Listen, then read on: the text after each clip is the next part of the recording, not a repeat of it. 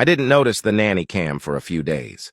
My mother recently remarried, and her new husband moved in about a month ago. I refuse to call him Dad. Please don't think that this is normal teenage angst.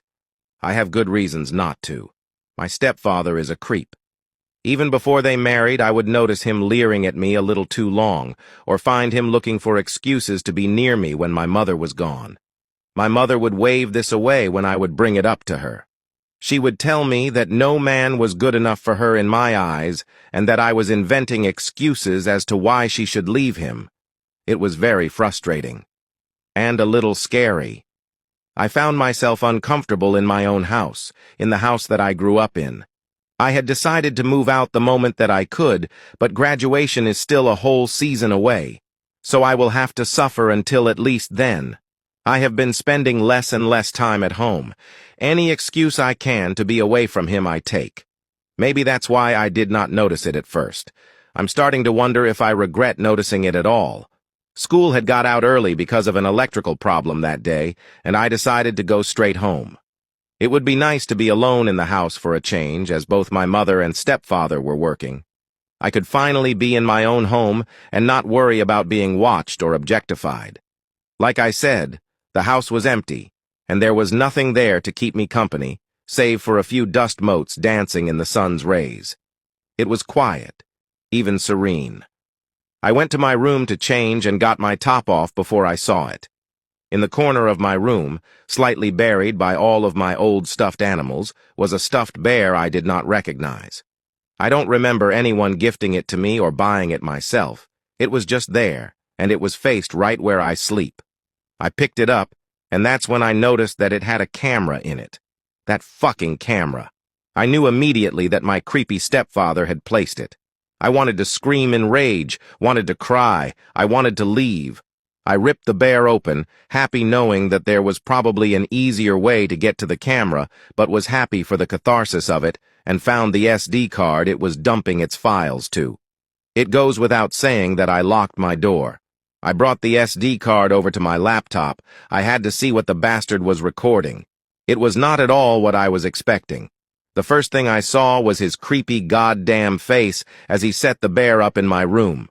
Right away I saw him pause near my panty drawer, but he walked out of the room then. I skipped ahead. Most of the footage was of nothing. Like I said, I have not been spending much time home. I, of course, saw what I feared I would. Minutes of me undressing, of me naked. It made me sick to my stomach. Dread had made permanent residence in my being. I skipped ahead. I watched it at 4x the speed, and night fell. I watched as I studied, totally unaware that there was an audience to my actions. I watched as I spent more time on my phone than I should have. Then I slept. I left my laptop open. I was going to skip over this part, see if he had footage of me dressing or getting out of the shower in the morning when I saw it.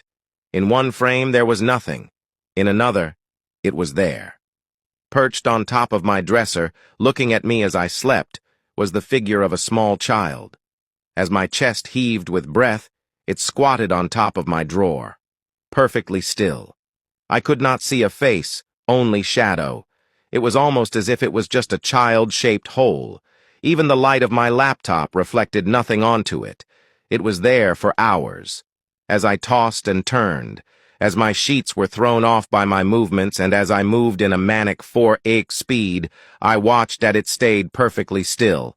I watched as it watched me. From 2 a.m. to 4 a.m. it stayed put. Then it was gone. That was the first night.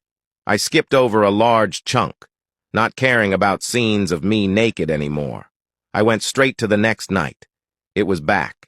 2 a.m., right on the dot. Except for this time I woke up. My movements seemed mechanical. I rose straight up and out of bed and turned directly to the shadow child. Its head followed my movement. There is no microphone on the spy cam, but I could see my lips moving. For 10 minutes I talked to it. No idea if it could talk back. I remember none of this. I went back to bed. It watched. 4 a.m. and it was gone. I skipped ahead to the third night. 1:59. It is not there. 2:00. It is on my dresser. I wake up and once more I talk with it. For the first time I see it do something other than stare. It brought its arm upward in a sharp and quick movement. I watched as it pointed at my door. I looked to where it was pointing, and then I left my room. It followed.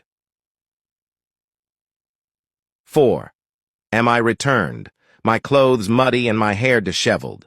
I remember none of this. I watched as I undressed and put my clothes in my hamper and go back to sleep. This was this morning. I didn't know what to do. I checked my hamper after the video, ran out and found the clothing I was wearing still with mud on it. Except some of it was darker than mud. Some of it was a dried crimson. I hope to God that it is not blood. I don't know who to turn to. I don't want to sleep here. I just know that at some point my stepfather is going to retrieve his camera and then I don't know. I'm going to confront him about this. Wish me luck.